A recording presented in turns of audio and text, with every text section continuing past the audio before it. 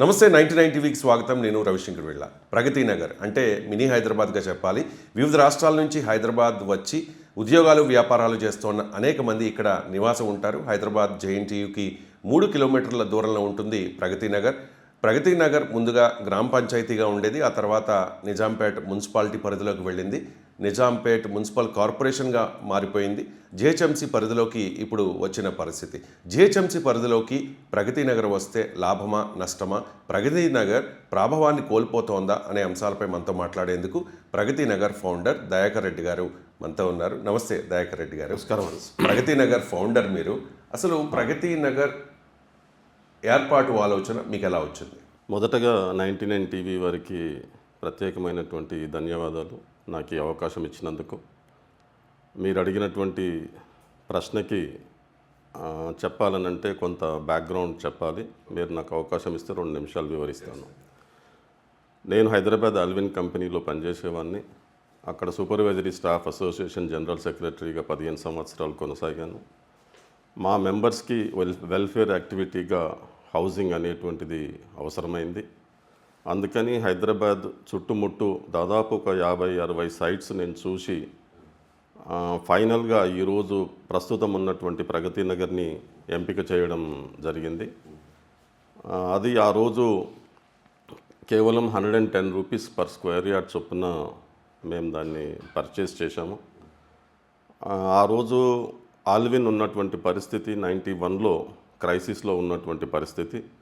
So మేము tender cost saving చేయడం కోసం ప్రైవేట్ కాంట్రాక్టర్స్కి ఇవ్వకుండా మేమే చేసుకుంటే కాస్ట్ తగ్గుద్దనేటువంటి ఆలోచనతోటి మొదలెట్టాము. టెండర్స్ కూడా కాల్ఫర్ చేశాము. అది 220 రూపీస్ పర్ స్క్వేర్ ఫుట్ చొప్పున మాకు లోయెస్ట్ టెండర్ ఆఫ్టర్ బార్గెనింగ్ రావడం జరిగింది. దాన్ని కాంట్రాక్టర్ కమిషన్స్ అవన్నీ ఉంటాయి కాబట్టేసి తగ్గించవచ్చు అనేటువంటి ఆలోచనతోటి ఒక 200 రూపీస్కి మనం చేయలేమా అనేటువంటిది ఒక ఛాలెంజింగ్గా తీసుకొని నేను మా టీం వాళ్ళందరం కూడా కన్స్ట్రక్షన్ మేమే సొంతంగా సూపర్వైజర్స్ని ఇంజనీర్స్ని అపాయింట్ చేసుకొని కన్స్ట్రక్షన్ టేకప్ చేయడం జరిగింది. మే 92లో ఫౌండేషన్ వేయడం జరిగింది. మాకు ఏ రకమైనటువంటి కన్స్ట్రక్షన్లో అనుభవం లేకపోయినప్పటికీ ప్రజలకు ఏదో చేయాలి, నిజాయితీగా చేయాలి అనేటువంటి ఆలోచనతోటి 1.5 ఇయర్లో 725 హౌజెస్ కంప్లీట్ చేయాలి అని ఫౌండేషన్ స్టోన్ రోజే కాలనీ ఇనాగ్రేషన్ డేట్ అనౌన్స్ చేశాము. 31 డిసెంబర్ 93కి ఇండ్లు ఇస్తామని చెప్పేసి. సో అదే పద్ధతిలో 31 డిసెంబర్ 93కి ఇండ్లు ఇవ్వడం అనేటువంటిది జరిగింది. ఇక్కడ మేము కాస్ట్ తగ్గించడానికి తీసుకున్నటువంటి మెజర్సు ఆ రోజు రాసి సిమెంట్ కంపెనీతోటి మేము ఒక 10,000 మెట్రిక్ టన్స్ సిమెంట్ కాంట్రాక్ట్ తీసుకోవడం జరిగింది. కేవలం 62 రూపాయలకి బ్యాగ్ చొప్పున. ఆ రోజు అప్పటికే 20-30% డిస్కౌంట్ తోటి మాకు రావడం జరిగింది. ఆ రకంగా చేయడం వల్ల మాకు గణనీయంగా సేవింగ్స్ రావడం జరిగింది. ఒకటి. రెండవది టింబరు ఆ రోజు టీక్వుడ్డే వాడాం మేమంతా. టీక్వుడ్ కోసము అస్సాం, నాగాల్యాండ్, భూటాన్, బర్మా, సిల్చర్ ఈ ప్రాంతాలకు వెళ్ళి అక్కడ ఆక్షన్స్లో పార్టిసిపేట్ అయ్యి టీక్ లాగ్స్ కొనుక్కొని రావడం జరిగింది. మా సైట్లోనే carpentry workshop plus teak logs sawmill ఇవన్నీ కూడా ఏర్పాటు చేసి చేయడం వల్ల టింబర్లో కూడా సేవింగ్స్ అనేటువంటిది వచ్చింది. మూడోది సిమెంట్ బ్రిక్స్ కూడా మేము బయట నుంచి తేయకుండా ఇన్ హౌస్ యాక్టివిటీ కింద పెట్టి సిమెంట్ బ్రిక్స్ అన్నీ కూడా మేమే తయారు చేయడం జరిగింది. సో ఆ రకంగా ఒకటి క్వాలిటీ వచ్చింది, రెండోది టైం లిమిట్ మా కంట్రోల్లో ఉండింది. ఆ రకంగా మేము అనుకున్నటువంటి టైంకి 31 డిసెంబర్ 93కి హౌజెస్ అనేటువంటిది హ్యాండ్ ఓవర్ చేయడం జరిగింది. 93 కన్స్ట్రక్షన్ అయిన తర్వాత మెంబర్స్ అందరికీ కూడా అకౌంట్స్ అన్నీ కూడా ట్రాన్స్పరెంట్గా అప్పచెప్పి ఫైనల్గా ఒక 50 lakh రూపీస్ మిగలడం జరిగింది. ఆ 50 lakhs రూపీస్ని మెంబర్స్ అందరికీ కూడా 2000 నుంచి 50,000 వరకు తిరిగి డిస్ట్రిబ్యూట్ చేయడం అనేటువంటిది జరిగింది.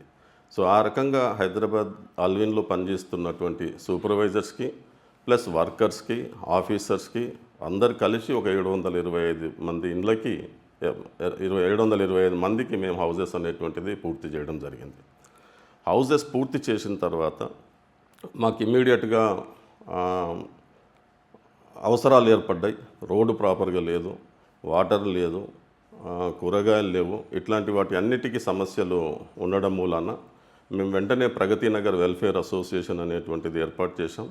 ప్రగతి నగర్ వెల్ఫేర్ అసోసియేషన్ ద్వారా కోఆపరేటివ్ బేసిస్ మీద వెజిటబుల్ మార్కెట్ మేమే ఏర్పాటు చేశాం. భరత్ నగర్ బ్రిడ్జ్ దగ్గర నుంచి హోల్సేల్లో తీసుకొచ్చి మా మెంబర్స్కి నో లాస్ నో ప్రాఫిట్ బేసిస్లో వెజిటబుల్ సప్లై చేయడం జరిగింది.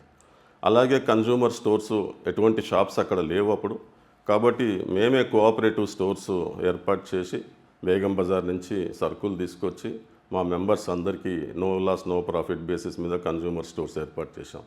అట్లాగే మిల్క్ విజయ డైరీ తోటి ఏజెన్సీ తీసుకొని మిల్క్ సప్లై చేయడం జరిగింది. అలాగే గ్యాస్ ఇండియన్ గ్యాస్ ఏజెన్సీ కూడా మేము సప్లై చేయడం జరిగింది.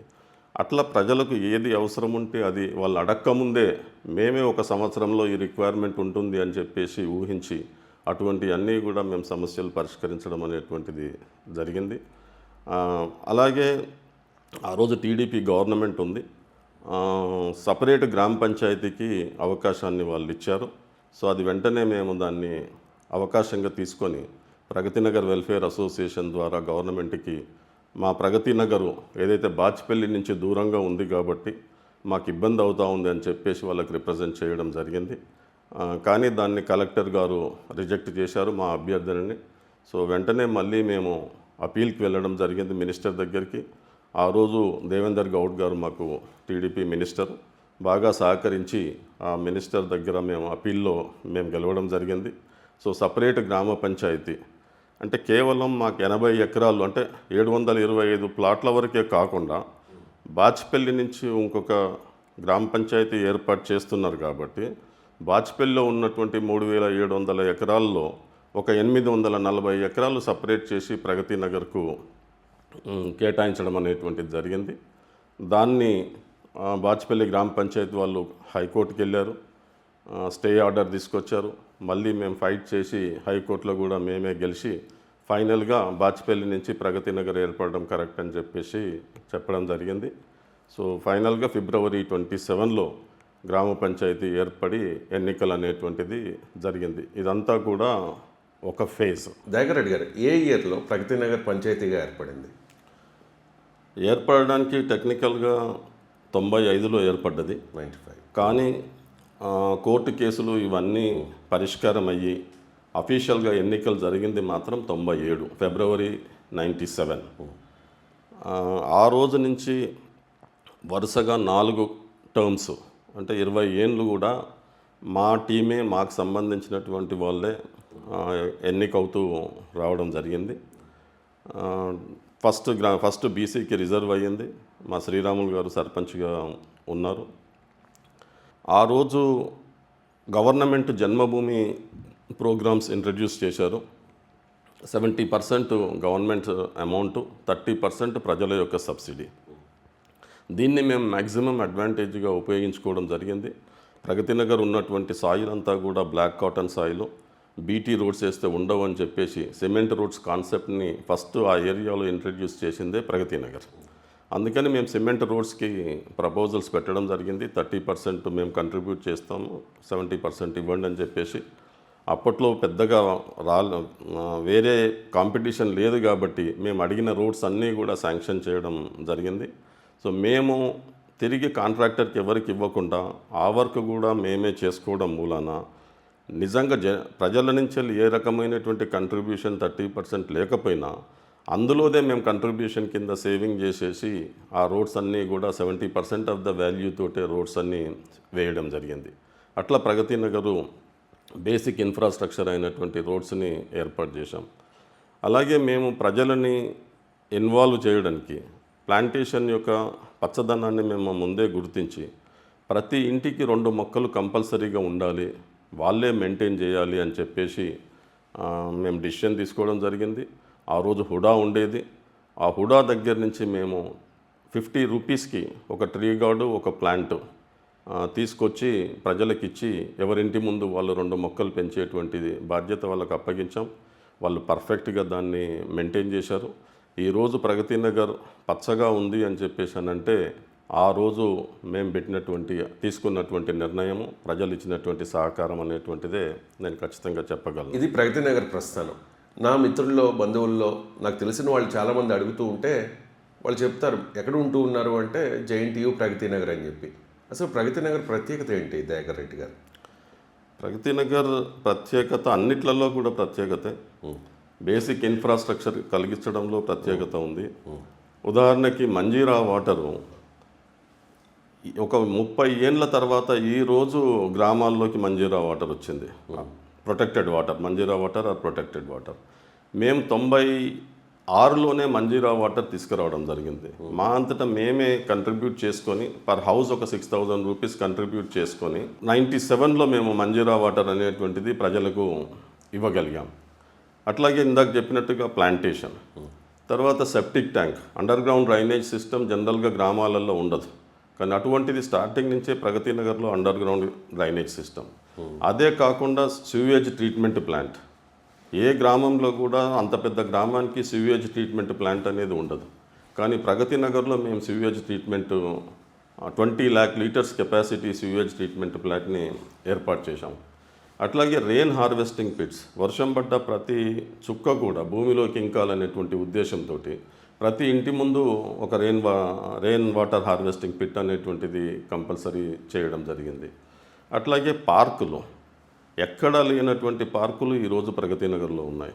52 పార్కులు ఫుల్లీ ఫెన్స్ చేసేసి నేషనల్ లీడర్స్, గొప్ప లీడర్స్ పేర్లతోటి నామకరణం చేసి ఆ పార్కుల్ని మెయింటైన్ చేయడం జరిగింది. ఈరోజు వాటి విలువ ఇంచుమించు 1 lakh square yards ఉంటుంది ఆ 52 పార్కులు. దాన్ని ఈరోజు మార్కెట్ వాల్యూతో చూస్తే 1,000 crores. ఇదే మీరు ఇతర గ్రామాలతోటి కనుక కంపేర్ చేస్తే ఎక్కడ కూడా ఆ రకంగా ఉండదు, ఎక్సెప్ట్ గేటెడ్ కమ్యూనిటీ. విలేజెస్లో ఎక్కడ కూడా పార్కులు కానీ ఇది కానీ ఉండనటువంటి పరిస్థితి, అది ఏదో సందర్భంలో అమ్ముకున్నటువంటి పరిస్థితి. కాబట్టి ఆ రకంగా ప్రత్యేకంగా చేశాం. ఇంకోటి అన్నిటికంటే ముఖ్యమైనటువంటిది గ్రీవియన్స్ రిడ్రెసల్. ప్రజలకు ఏదన్నా కంప్లైంట్ ఉంటే కంప్లైంట్ రిజిస్టర్లో వాళ్ళు రాయాలి. రాసిన 24 గంటల్లో ఆ కంప్లైంట్ 99% పరిష్కారం అవుతుంది. కంప్లైంట్ ఇచ్చినటువంటి వాళ్ళు తిరిగి పరిష్కారం అయిన తర్వాత ఎస్ నా సమస్య పరిష్కారం అయ్యింది అని చెప్పేసి మళ్ళీ మాకు రైటింగ్లో సంతకం పెట్టి ఇవ్వాల్సినటువంటి బాధ్యత. సో ఆ రకంగా. అట్లాగే స్పోర్ట్స్ ఫెసిలిటీస్, క్రికెట్ కోర్ట్ ఉంది, టెన్నిస్ కోర్ట్ ఉంది, జిమ్ ఉంది, స్కేటింగ్ ఉంది, స్విమ్మింగ్ పూల్ ఉండేది, community halls, AC community hall, ఇంకోటి నార్మల్ కమ్యూనిటీ హాలు, పెద్ద పెద్ద బిల్డింగ్స్. ఈరోజు నిజాంపేట మున్సిపల్ కార్పొరేషన్ ఏర్పడి ఎక్కడ వాళ్ళకు బిల్డింగ్స్ లేక ప్రగతి నగర్లో ఉన్నటువంటి ఇన్ఫ్రాస్ట్రక్చర్ని నిజాంపేట మున్సిపల్ కార్పొరేషన్గా ప్రగతి నగర్ ఏర్పడిన కొత్తలో ఏ రకంగా ప్రజలకు మౌలిక సదుపాయాలు కల్పించారు, రోడ్లు, డ్రైనేజీ, ఇంకా చాలా విషయాల్లో అనేది, పార్కులు, గ్రీనరీ, వీటన్నిటికి సంబంధించి ఇప్పటి వరకు మీరు చెప్పారు. అంటే ప్రగతి నగర్ ప్రస్థానం చూసుకుంటే చాలా కాలం ముందుగా పంచాయతీ, తర్వాత నిజాంపేట మున్సిపాలిటీ, ఆ తర్వాత నిజాంపేట మున్సిపల్ కార్పొరేషన్, ఇప్పుడు జిహెచ్ఎంసీ. సో గ్రామ పంచాయతీగా ఉన్నప్పుడు బాగుందా, లేకపోతే ఇప్పుడు జిహెచ్ఎంసీగా మారిన తర్వాత బాగుందా అంటే ఏం చెప్తారు? నేను చెప్పడమే కాదు, మీరు అక్కడ ప్రగతి నగర్ వాసుల్ని ఎవరిని అడిగినా కూడా చెప్తారు, గ్రామ పంచాయతీ ఉన్నప్పుడే 1000 times బెటర్ అని చెప్పేసి చెప్తారు. అంటే సాధారణంగా గ్రామ పంచాయతీ నుంచి అప్గ్రేడ్ అవుతున్నప్పుడు అక్కడ ప్రజలు హర్షం వ్యక్తం చేస్తూ ఉంటారు కదా. అంటే ఇప్పుడు జిహెచ్ఎంసీ పరిధిలోకి వచ్చింది కదా, మేము జిహెచ్ఎంసీ పరిధిలోకి వచ్చాం, మా ప్రాపర్టీస్ వాల్యూ పెరిగింది అని చెప్పి కొంచెం ప్రౌడ్గా గొప్పగా చెప్పుకునే అవకాశం ఉంటుంది.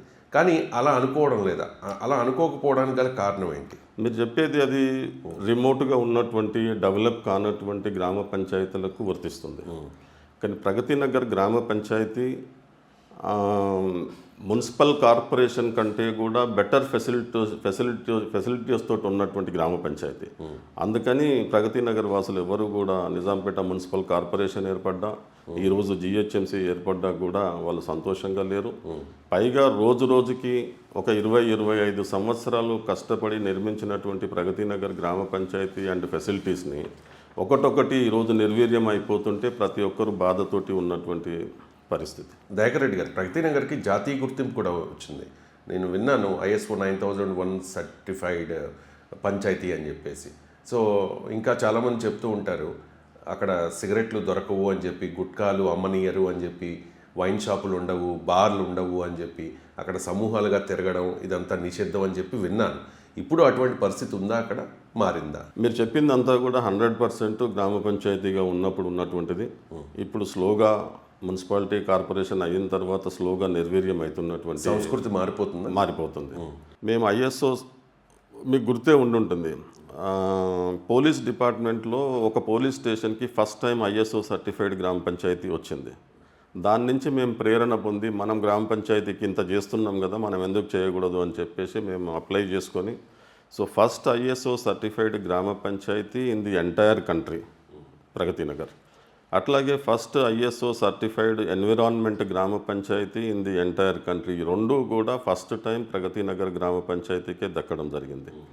అట్లాగే మీరు అన్నారు వైన్ షాప్కి పెట్టుకుంటామని చెప్పేసి మా మీద విపరీతమైనటువంటి పొలిటికల్ ప్రెషర్, లోకల్ ప్రెషర్ ఉన్నది. బట్ అయినా కూడా మేము నిర్ణయం తీసుకొని వైన్ షాప్స్ని పెట్టనివ్వలేదు. ఈరోజు అది ప్రజలకు హానికరము. ఒకవేళ వైన్ షాప్ ఆడ ఉంది అని అంటే కొంచెం అలగా జనం కానీ లేకపోతే యాంటీ సోషల్ ఎలిమెంట్స్ కానీ అక్కడ ఉండేటువంటి అవకాశం ఉంటుంది. ఆడపిల్లలకు, మహిళలకు ఇబ్బంది ఉంటుంది, న్యూసెన్స్ ఉంటుంది, గొడవలు జరుగుతాయి, హెల్త్కు మంచిది కాదు అనేటువంటి ఉద్దేశంతో మేము వైన్ షాప్స్ని అలౌ చేయలేదు, గుట్కాని అలౌ చేయలేదు, సిగరెట్స్ని అలౌ చేయలేదు, no tobacco products, no plastic, no beggary. అడుక్కు తినే వాళ్ళని కూడా మేము నిషేధించాం. అడుక్కు తినే వాళ్ళు వస్తే మీరు రండి మా గ్రామ పంచాయతీకి, మీరు బాగానే ఉన్నారు, మీరు ఈ పని చేయగలరు, మీకు ఇంత అమౌంట్ ఇస్తాము అని చెప్పేవాళ్ళం. సో ఆ రకంగా అవన్నిటినీ కూడా మేము చేశాము. చేయడమే కాదు, నిర్ణయాలే కాదు, ఖచ్చితంగా గ్రామ పంచాయతీ పీరియడ్లో 100కు 100% అమలైనటువంటి పరిస్థితి. కానీ ఇప్పుడు మీ ప్రగతి నగర్లోకి వెళ్ళాలంటే వైన్ షాప్స్ దాటుకుని వెళ్ళాల్సిన పరిస్థితి. అంటే మీ ప్రగతి నగర్ చెరువు దగ్గర అటు ఇటు కూడా బార్లు, వైన్ షాపులు నిత్యం ఏదో ఒక సందడి వాతావరణంతో కనిపిస్తూ ఉంటుంది. మరి ఎప్పుడు దీన్ని క్వశ్చన్ చేసే ప్రయత్నం చేయలేదా? అంటే మేము ప్రగతి నగర్ పరిధిలో మాత్రమే చేయగలిగాము. ప్రగతి నగర్ పరిధి దాటిన తర్వాత మాకు అటువంటి పవర్స్ కానీ అటువంటిది కానీ ఉండదు. అందుకని అది చేయలేకపోయాం. మీరు చెప్పింది నిజం. ప్రగతి నగర్కి ఎంటర్ అయ్యే దగ్గర కుక్కట్పల్లి మున్సిపాలిటీకి వస్తుంది, అక్కడ మాత్రం వైన్ షాప్ ఏర్పాటు చేశారు. బహుశా ప్రగతి నగర్కి వచ్చే వాళ్ళు కూడా అక్కడ ఎవరన్నా కొనుక్కొని వచ్చి ఇంట్లో తాగేటువంటి పరిస్థితి ఉంటుంది. దాన్ని అరికట్టలేము, పూర్తిగా అరికట్టలేము. అట్లాగే అటు సైడ్ కూడా బాచిపల్లి సైడ్ కూడా ఇంకొక వైన్ షాపు బాచిపల్లి బౌండరీలో వాళ్ళు పెట్టడం జరిగింది. సో అంటే మేము తీసుకున్న జాగ్రత్తలు ప్రగతి నగర్ పరిధిలో ఉండడానికి వీలు లేదని చెప్పేసి తీసుకున్నాం, అది సక్సెస్ అయ్యాం. అట్లాంటివి చేయాలంటే ప్రభుత్వం చేయాలి తప్ప మనం ఇండివిజువల్గా చేయడం కష్టమవుతుంది. ఒక మంచి ఉద్దేశంతో మీరు ఆ నిర్ణయం తీసుకున్నారు, కానీ కాలక్రమేణా సంస్కృతి మారుతున్న పరిస్థితి. ఇంతకుముందు ప్రగతి నగర్లో ఎవరైనా ఒక స్థలం కొనాలన్నా, ఒక స్థలం అమ్మాలన్నా, ఒకరు అద్దెకు ఇవ్వాలన్నా, ఒకరు అద్దెకు రావాలన్నా కూడా ఆరా తీసిన తర్వాత మాత్రమే ఇచ్చేవారని నేను విన్నాను. ఇప్పుడు ఆ పరిస్థితి ఉందా? అప్పుడు అలా ఎందుకు చేసేవారు మీరు? మేము అప్పుడు ప్రగతి నగరు మిగతా టౌన్ తోటి కానీ సిటీ తోటి కానీ ఐసోలేటెడ్గా ఉన్నటువంటి పరిస్థితి. సో స్టార్టింగ్లో కొన్ని గొడవలు జరగడము, లేకుంటే యాంటీ సోషల్ యాక్టివిటీస్ జరగడం అనేటువంటిది మా దృష్టికి వచ్చింది. ఆ వచ్చినప్పుడు దాన్ని అరికట్టడం కోసం అట్లాంటి నియమ నిబంధనలు పెట్టడం జరిగింది. ఒకటి, దొంగతనాలు జరగకుండా, రెండోది రెంట్కి ఎవరన్నా వచ్చేటప్పుడు వాళ్ళ క్రెడెన్షియల్స్ని వెరిఫై చేయాలి అని చెప్పేసి ఆ రకమైనటువంటి ప్రయత్నం చేశాము. అట్లా చేయడం మూలాన మేము చాలా వరకు యాంటీ సోషల్ యాక్టివిటీస్ని వాటిని అరికట్టడం జరిగింది. అయితే ఇప్పుడు అది ప్రతిదీ గ్రామ పంచాయతీలో అచీవ్ చేసినటువంటిది కూడా ఈరోజు స్లోగా నిర్వీర్యమయ్యి డైల్యూట్ అవుతున్నటువంటి పరిస్థితి. అంటే ఇప్పుడు జిహెచ్ఎంసీ పరిధిలోకి వచ్చింది కాబట్టి మీ కంట్రోల్లో పూర్తిగా లేదు. పూర్తిగా లేదు. పూర్తి కాబట్టి మీ అసలు లేదు. సో రేపు ఎల్లుండే బార్లు, వైన్ షాపులు వచ్చినా కూడా ఆశ్చర్యపోవక్కర్లా. చెప్పలేము. కాకపోతే ప్రగతి నగర్లో ఒక అవేర్నెస్ని మాత్రం క్రియేట్ చేయగలిగాం ఇన్ని సంవత్సరాల్లో. బహుశా దానికి భయపడి లేదా దాన్ని గౌరవించి మరీ లోపల సెంటర్లో పెట్టేటువంటి ధైర్యం చేయకపోవచ్చు. అట్లాగే స్టార్టింగ్లోనో చివరిలోనో పెట్టేటువంటి చేయొచ్చు. ఒకవేళ ఎవరైనా ధైర్యం చేస్తే ప్రజలు డెఫినెట్గా తిరగబడతారు అనేటువంటిది నా యొక్క అంచనా. అంటే హైదరాబాద్లో చాలామంది, నేను ముందు ఇంటర్వ్యూలో చెప్పినట్టుగా, వృత్తి వ్యాపారాల కోసం వచ్చిన వాళ్ళు వివిధ రాష్ట్రాల నుంచి వస్తూ ఉంటారు. సో అంటే ఒక కులం అని కానీ, ఒక మతం అని కానీ ఎక్కడ కూడా ఈ టైప్ ఆఫ్ యాక్టివిటీస్ నేను ఎక్కడ గమనించలేదు. చాలామంది చెప్తూ ఉంటారు నా మిత్రులు కూడా. ఎందుకు ఆ రకంగా అంటే కులమతాలకు అతీతంగా ఒక రకమైన మంచి సాంప్రదాయాన్ని ఎలా తీసుకురాగలిగారు మీరు? అంటే చెప్పాలనంటే మాకు కొన్ని ప్రిన్సిపల్స్ ఆదర్శంగా ఉండేటువంటి ప్రిన్సిపల్స్ ఉన్నాయి. మేము సిపిఐఎం మార్క్సిజం ఐడియాలజీతోటి ఉన్నటువంటి వాళ్ళము. కాబట్టి ప్రజలు అన్నప్పుడు కులాలకు, మతాలకు, ప్రాంతాలకు వీటికి సంబంధం లేకుండా అందరూ ఒకటే అనేటువంటిది మా యొక్క అభిప్రాయం. అందుకని అటువంటి కండ్యూసివ్ అట్మాస్ఫియర్ మేము ప్రగతి నగర్లో క్రియేట్ చేయడం జరిగింది. ఏ రోజు కూడా కులం పేరుతో, మతం పేరుతో, ప్రాంతం పేరుతో, పార్టీ పేరుతో చిన్న ఘర్షణ జరిగినటువంటి సందర్భం లేదు. అంత తెలంగాణ ఎడ్యుకేషన్లో కూడా ఏ రకమైనటువంటి డిస్టర్బెన్స్ లేకుండా ప్రజలందరూ కూడా ప్రశాంతంగా ఉన్నారు. మీకు ఒక ఉదాహరణ, మేము 10 సంవత్సరాలు పూర్తయిన సందర్భంగా మేము ఒక పెద్ద పిక్నిక్ ఏర్పాటు చేశాం. లహరి రిసార్ట్స్లో ఒక 100 బస్సులు, ప్రగతి నగర్ నుంచి 100 బస్సులు ఏర్పాటు చేసి 8,000 మంది ఫ్యామిలీస్ని పిల్లలతో సహా ఆ రిసార్ట్కి వెళ్ళి అక్కడే వండుకొని వనభోజనాల టైప్లో పిక్నిక్ లాగా జరుపుకున్నాం. సో ఊరికి ఊరు మొత్తం కదిలి వచ్చినటువంటి పరిస్థితి ఆ రోజు. ఎవరు వాళ్ళ ఇండ్లకి సేఫ్టీ కోసం మళ్ళీ మేము స్పెషల్ వాచ్మెన్లను పెట్టి ప్రొటెక్ట్ చేశాము. సో ఆ రకంగా ఊరికి ఊరు 90% ఆఫ్ ది ఎంటైర్ విలేజ్ ఆ రోజు ఆ పిక్నిక్ ప్రోగ్రామ్కి రావడం జరిగింది. సో కారణం కండ్యూసివ్ అట్మాస్ఫియరు, ప్రజలంతా ఒకటే అనేటువంటి దాని ఉద్దేశంతో జరిగింది అది. కేటీఆర్, కేసీఆర్లే మీ ప్రగతి నగర్ని ఆదర్శంగా తీసుకోవాలి అని చెప్పి చాలా ప్రాంతాలకు పిలుపునిచ్చిన పరిస్థితి. మరి ఇప్పుడు ప్రగతి నగర్ మీరు చెప్తూ ఉన్నారు ఆనాటి కాలంలో ఎంత ప్రభావంగా ఉండేదో అనేది. సో ప్రభావాన్ని క్రమక్రమంగా కోల్పోతోంది అనేది మీ మాటల్లో నాకు అర్థమవుతోంది. ఆనాటి ప్రభావం గురించి ఒకసారి చెప్పండి. అంటే ఏ రకంగా ఉండేది? అంటే తడి చెత్త, పొడి చెత్త సెపరేట్గా చేసి మీరు అంటే ఇంటికి డస్ట్బిన్స్ని కూడా ప్రొవైడ్ చేసి ఇంకా చేసేవారు. ఇంకా చాలా చాలా అంటే ఇప్పటికీ చెప్పుకుంటూ ఉంటారు అక్కడ. సో ఆదర్శ పంచాయతీ అంటే ఏ రకంగా ఉండాలి? మీరు ఏ రకంగా ప్రగతి నగర్ని ఆదర్శ పంచాయతీగా మార్చారు? ఇప్పుడు ఈరోజు తడి చెత్త, పొడి చెత్త అనే కాన్సెప్ట్ ఈ 4-5 సంవత్సరాల నుంచే మనం కార్పొరేషన్లో వింటా ఉన్నాం. అటువంటిది మేము 25 ఏళ్ళ క్రితము తడి చెత్త, పొడి చెత్త కాన్సెప్ట్ తీసుకొచ్చి ప్రతి హౌస్ హోల్డ్కి 2 డస్ట్బిన్స్ ఇచ్చి ఇంటికి మేము రిక్షా, 2 రిక్షాలు, ఒకటి తడి చెత్త రిక్షా, ఒకటి పొడి చెత్త రిక్షా పంపించి ఆ రకంగా కలెక్ట్ చేసి గార్బేజ్ దగ్గర వర్మీ కంపోస్ట్ మెన్యూర్ తయారు చేసి ఆ వర్మీ కంపోస్ట్ని కూడా లోకల్గా మొక్కలకి వాటికి అమ్మేటువంటి వాళ్ళం. సో ఈరోజు ఏదైతే ఇంట్రడ్యూస్ చేస్తున్నారో గవర్నమెంట్ కానీ ఇతరులు కానీ, మేము అదొక 20-25 ఇయర్స్ క్రితమే ఆ రకమైనటువంటి ఆలోచన చేసి ఆదర్శంగా ఉండడం జరిగింది. మీరు ఇందాక అన్నారు కేటీఆర్ గారు చాలా చోట్లలో మున్సిపల్ ఏరియాస్లలో ప్రగతి నగర్ చేస్తున్నటువంటి పనిని మీరు ఎందుకు చేయలేరు, ఆదర్శంగా తీసుకోండి అని చెప్పేసి పిలిపించింది వాస్తవం. ఒకసారి కేటీఆర్ గారు ప్రగతి నగర్ని సందర్శించారు. ఏదో దారిలో పోతుంటే అసలు ఈ ప్లాంటేషన్ ఏంది, ఇన్ని మొక్కలు ఏంటి అనేటువంటిది తనకు వచ్చినటువంటి డౌటు. అప్పుడు మా గురించి తెలుసుకొని లోకల్గా ఉన్నటువంటి ఎమ్మెల్సీ గారు కూడా శంబిపూర్ రాజు సహకరించి చెరువు ఆ రోజు మాకు బర్నింగ్ ఇష్యూగా ఉండేది. అంబీర్ చెరువు పొల్యూట్ అయ్యి విపరీతంగా దోమలు, అట్లాగే వాటర్ హయాసింతో గుర్రప్ డెక్ అనేటువంటిది ఉండేది. సో దాన్ని ఏదన్నా చేయాలని చెప్పేసి అంటే వచ్చి విజిట్ చేయడం జరిగింది. విజిట్ చేసి మేము అక్కడ ఎక్స్ప్లెయిన్ చేసిన తర్వాత వెంటనే ఒక 25 crores ఆ యొక్క చెరువుని డెవలప్ చేయడానికి బడ్జెట్ని అలాట్ చేస్తున్నా అని చెప్పేసి అనౌన్స్ చేయడం జరిగింది. సబ్సిక్వెంట్గా వాటర్ వర్క్స్ ఎండి ప్లస్ అట్లాగే మున్సిపల్ కార్పొరేషన్ ఎండీని కూడా మా దగ్గరికి పంపించి దాన్ని ఏ రకంగా చేయాలి అని చెప్పేసి ప్లానింగ్ అదంతా కూడా చేయడం జరిగింది.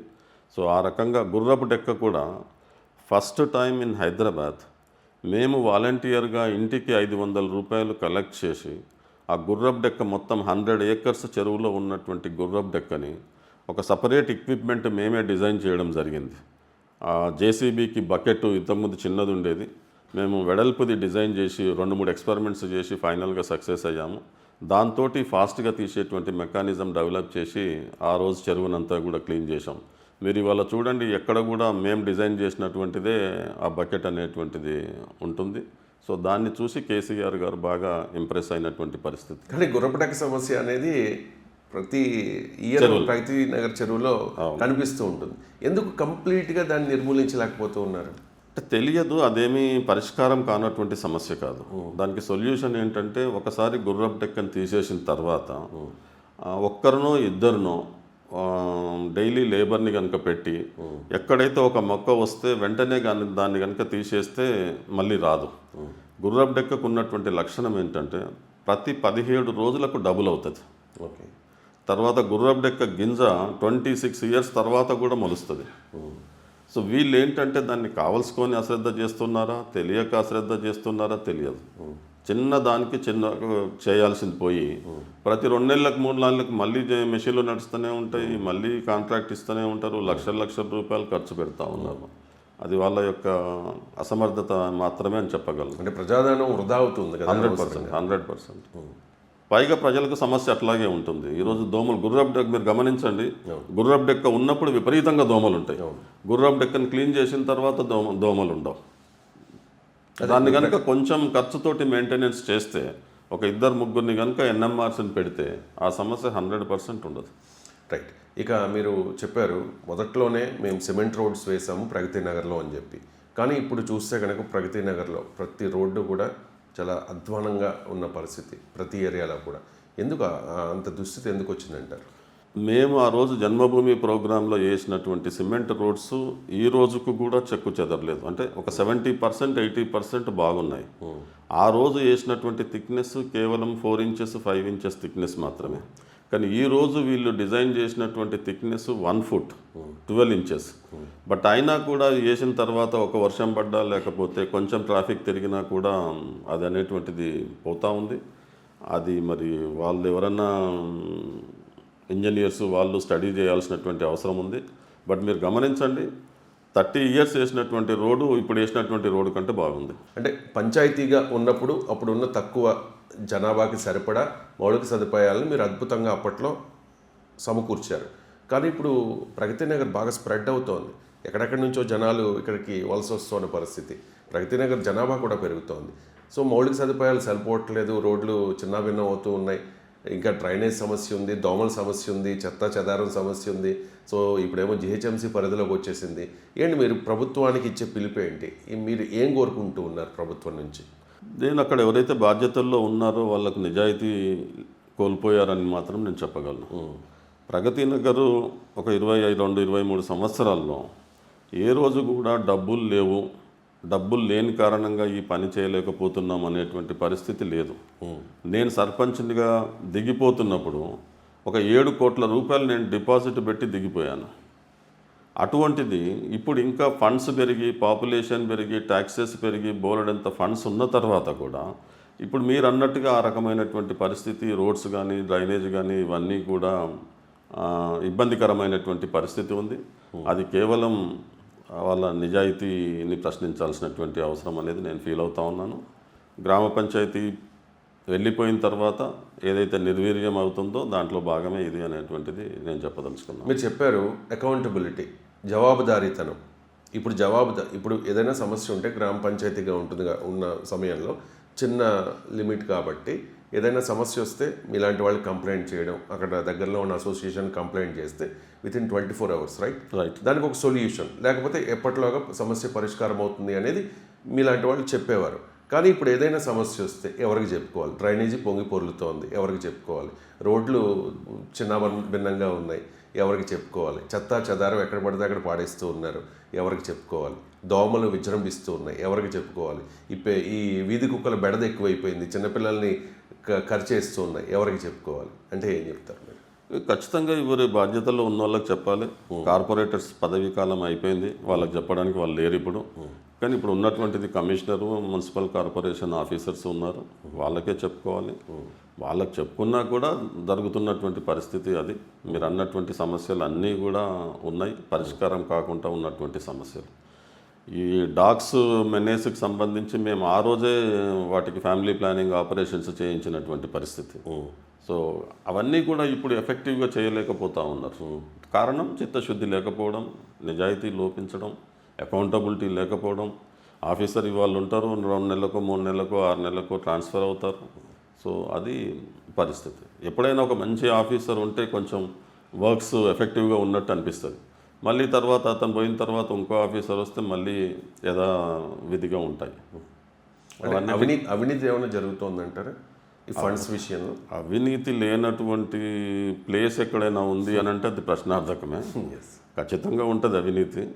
బట్ పనులు జరగకపోవడానికి అదేం పెద్ద అడ్డంకి కూడా కాదు. అవినీతిది ఉండకూడదు, బట్ ఉన్నా కూడా అది పక్కకు పెట్టినా కూడా పనులు చేయవచ్చు. బట్ అది కూడా జరగట్లేదు కదా. రైట్. ఇప్పుడు ప్రగతి నగర్లో ఏదైనా పొలిటికల్ ఈవెంట్ కానీ లేకపోతే ఏ ఈవెంట్ జరిగినా కూడా ముందుగా ఆ ప్రగతి నగర్ చెరువు దగ్గర నుంచి ఇన్ గేట్ దగ్గర నుంచి ఎగ్జిట్ వరకు కూడా ఫ్లెక్సీలు. అసలు మీ కాలంలో అప్పుడు మీరు గ్రామ పంచాయతీ ఏర్పాటు చేసిన క్రమంలో అసలు కనీసం ఒక ప్లాస్టిక్ కవర్ను కూడా వాడనిచ్చేవారు కాదట. ఎక్కడైనా ప్లాస్టిక్ వాడితే ఫైన్ వేశారని నేను విన్నాను, ఒక స్టోరీలో చూశాను.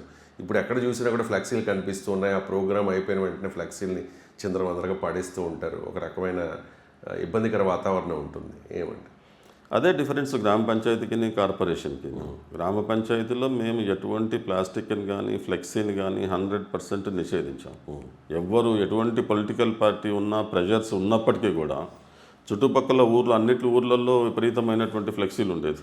కానీ ప్రగతి నగర్లో ఆ చివరి నుంచి ఇక్కడి వరకు ఫ్లెక్సీలు అనేటువంటిది లేదు. అక్కడ మాకు ఎంత సహకరించారంటే పొలిటికల్ లీడర్స్ కూడా మా స్వభావం మాది అర్థమయిన తర్వాత మా మీద ప్రెజర్ పెట్టేది కూడా తగ్గింది. ఎవరైనా పోయినా కూడా వద్దులే ప్రగతి నగర్ని అట్లనే ఉండనివ్వండి అనేటువంటి వాళ్ళు. కానీ అది ఈరోజు ప్రగతి నగర్ గ్రామ పంచాయతీ పోయిన తర్వాత ఈరోజు విచ్చలవిడిగా ఒక లీడరు ఆల్ 365 days అతని ఫ్లెక్సీ ఉంటుంది, ఫోటో ఉంటుంది. కారణం ప్రతి చిన్న అకేషన్ని ఏదో చేస్తారు. మ్యారేజ్ డే అంటారు, లేకుంటే బర్త్డే అంటారు, లేకుంటే సంక్రాంతి శుభాకాంక్షలు, న్యూ డే శుభాకాంక్షలు, క్రిస్టియను, ముస్లిము, అట్లా లింక్ చేసుకుంటూ పోతే అదే ప్లేస్లో 365 days పోస్టర్ ఉండేటువంటి పరిస్థితి.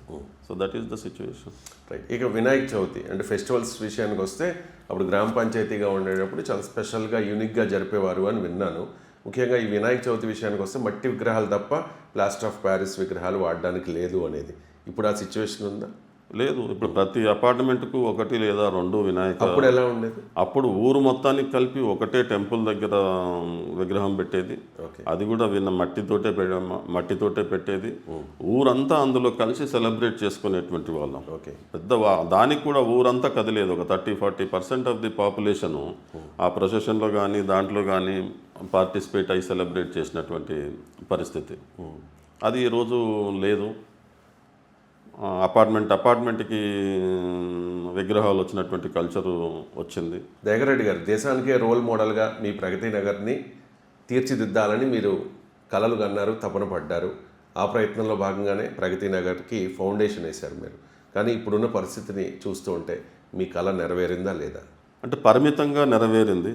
ఏదైతే 25 సంవత్సరాలు మేము చేశామో అది ఖచ్చితంగా ఆ పీరియడ్లో దేశం మొత్తానికి కూడా ఆదర్శవంతమైనటువంటి గ్రామ పంచాయతీ అని నేను ఖచ్చితంగా చెప్పగలను.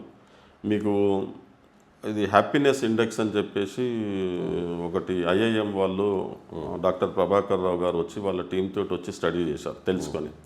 ఒక 3 days మా దగ్గరే ఉండి మాకు తెలియకుండా ప్రజల్ని ఇంటర్వ్యూ చేసి హ్యాపీనెస్ ఇండెక్స్కి వాళ్ళకి ఏదో పారామీటర్స్ ఉంటాయి. 4 ఉంటే బాగా హ్యాపీగా, 4 points వస్తే బాగా హ్యాపీగా ఉన్నట్టుగా ఉంది. అటువంటిది మాది 3.96. ప్రగతి నగర్ వాసులు వాళ్ళ యొక్క అభిప్రాయాల ప్రకారం వాళ్ళు డిరైవ్ అయినటువంటిది 3.96. కానీ ఆ 3.96 కూడా దేశం మొత్తంలో ఎక్కడ కూడా ఉన్నటువంటి పరిస్థితి అప్పటిదాకా లేదు. దాని అర్థం ప్రగతి నగర్లో ఉన్నటువంటి వాళ్ళు హ్యాపీగా ఉన్నారు అని చెప్పేసి వాళ్ళు సర్టిఫికేట్ ఇచ్చి ఇంటర్నేషనల్ కాన్ఫరెన్స్లో దాన్ని ప్రజెంట్ చేసి ఒక బుక్ రూపంలో ప్రజెంట్ చేయడం జరిగింది వాళ్ళు. దయాకర్రెడ్డి గారు, మీరు చెప్తూ ఉన్నారు ప్రగతి నగర్ ఫౌండేషన్ వేసినప్పుడు 1991లో స్క్వేర్ యార్డ్ 110 రూపీస్. మరి ఇప్పుడు ఎలా ఉంది పరిస్థితి? ప్రగతి నగర్లో స్క్వేర్ యార్డ్ ఎంత ఉంది? ఈరోజు మొన్నే రీసెంట్గా 100 feet రోడ్కి 1,67,000కి గజం పోయింది. 91లో 110 రూపీస్ ఉన్నటువంటిది ఈరోజు 1,67,000కి పోయింది. ప్రగతి నగర్లో ఎక్కడ చూసినా కూడా కనీసంగా 80,000 90,000 అనేటువంటిది ఉంటుంది. అదే రోడ్ ఫేసింగ్ అయితే ఇంకా చాలా. అదే 100 feet రోడ్ ఫేసింగ్ 1,67,000. కొంచెం లోపలికి దాంట్లో 80,000 90,000 1 lakh వరకు ఉండేటువంటి అవకాశం ఉంది. అంటే అప్పట్లో మీరు ఎన్ని బిల్డింగ్స్ అన్నారు? 7? 725 హౌసెస్ మా అల్విన్ ఎంప్లాయీస్వి. అంటే ఒక లిమిటెడ్ స్పేస్ ఇప్పుడున్న ప్రగతి నగర్తో కంపేర్ చేస్తే చాలా ఎన్ని రెట్లు పెరిగింది ప్రగతి నగర్ అప్పటికి ఇప్పటికి? నేను అనుకుంటా 10 టైమ్స్ పెరిగింది. 10 టైమ్స్ పెరిగింది. ఓకే. అంటే ల్యాండ్ కూడా మాకు ఆ రోజు బైఫర్కేట్ చేసింది 850 acres. మేము ఆ రోజు 92లో తీసుకొని మా అల్విన్ వాళ్ళకి తీసుకున్నది ఓన్లీ 75-80 ఏకర్సే.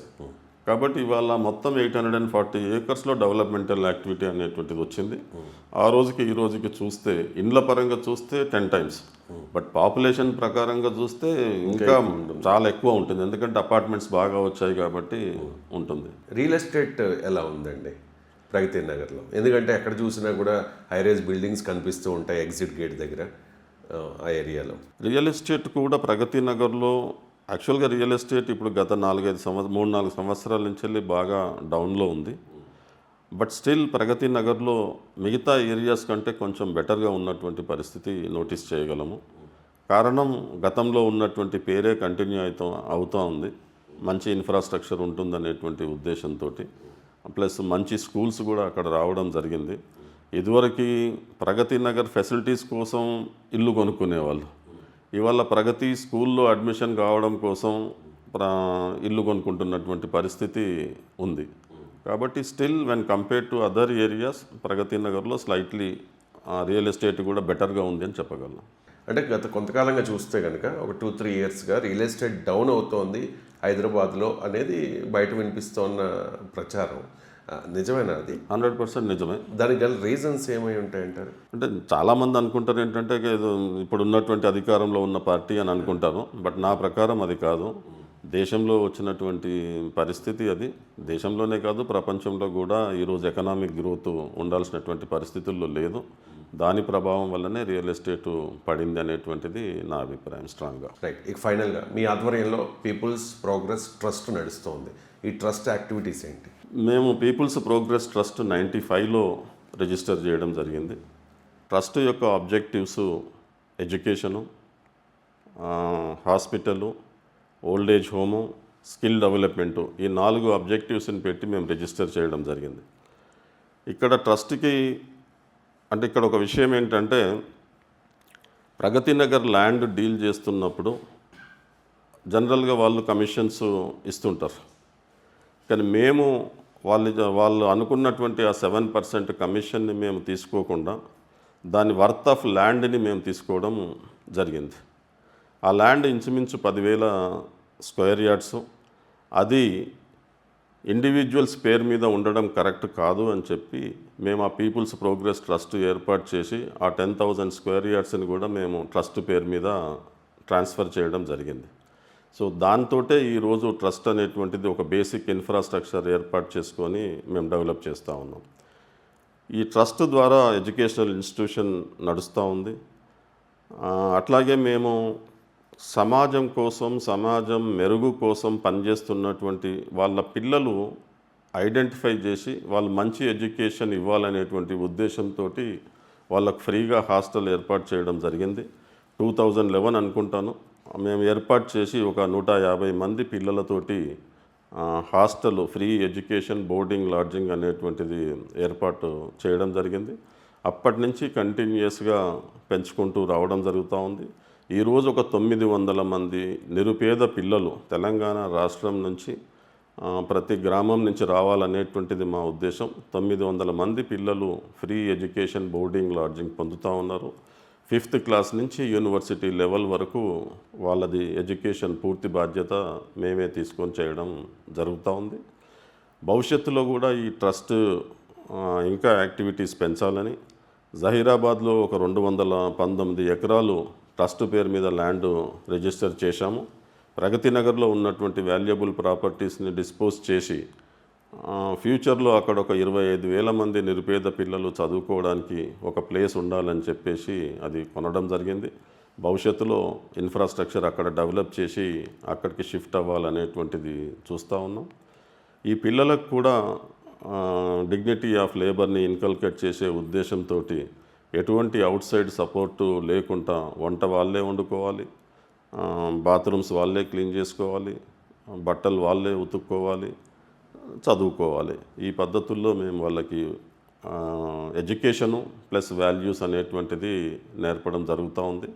తర్వాత వాళ్ళు ఒక మంచి సిటిజన్స్గా మారి దేశానికి మంచి చేస్తారనేటువంటిది మా యొక్క ఉద్దేశం. ప్లస్ మా ఆబ్జెక్టివ్ ఏంటంటే భవిష్యత్తులో ప్రతి గ్రామం నుంచి వెళ్ళి ఒక్కరికి మా ట్రస్ట్ ద్వారా చదువుని చెప్పాలని చెప్పేసి, అప్పుడు మంచి అకాడమిక్స్ ప్లస్ వాల్యూస్ ఇస్తే వాళ్ళు పెరిగి పెద్దగా సెటిల్ అయిన తర్వాత తిరిగి అట్లీస్ట్ వాళ్ళ ఊరి కోసము సమాజం కోసము ఏదో కొంత మెరుగు చేయాలి అని చెప్పేసి ఒక ఆలోచన వాళ్ళకు కలుగుతుంది అనేటువంటి నమ్మకం మాకుంది. రైట్ అండి. థ్యాంక్ యూ సో మచ్ అండి దయాకర్ రెడ్డి గారు, మీ విలువైన సమయాన్ని మాకు కేటాయించినందుకు. థ్యాంక్ యూ సార్, నాకు కూడా ఈ అవకాశం ఇచ్చినందుకు చాలా చాలా థ్యాంక్స్. రైట్. మొత్తానికి ప్రగతి నగర్ అయితే జేహెచ్ఎంసీ పరిధిలోకి వచ్చింది. మరి ప్రగతి నగర్కి పూర్వ వైభవం వస్తుందా, ఆ ప్రగతి కనిపిస్తుందా అనేది వేచి చూడాల్సిన అంశం. ఇది ప్రగతి నగర్ ఫౌండర్ దయాకర్ రెడ్డి గారితో 99 టీవీ ఎక్స్క్లూజివ్ ఇంటర్వ్యూ.